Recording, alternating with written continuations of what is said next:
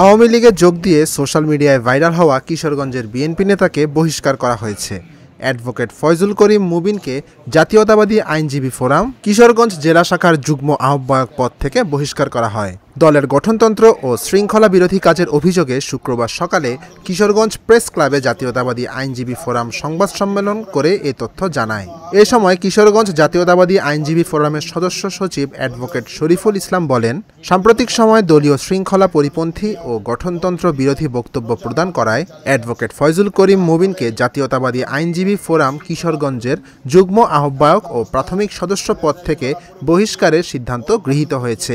সংবাদ সম্মেলনে অ্যাডভোকেট জাহাঙ্গীর মোল্লা, কিশোরগঞ্জ জাতীয়তাবাদী আইনজীবী ফোরামের সদস্য অ্যাডভোকেট শফিউজ্জামান সহ অন্যান্যরা উপস্থিত ছিলেন।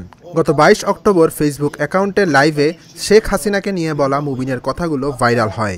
এর আগে গত 5 অক্টোবর তিনি ফেসবুকে পোস্ট দিয়ে বিএনপি থেকে পদত্যাগের ঘোষণা দেন।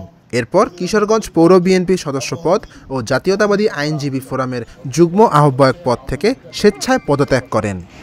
ওই সংগঠনের কোনো অস্তিত্ব আছে বলে আমার জানা নাই।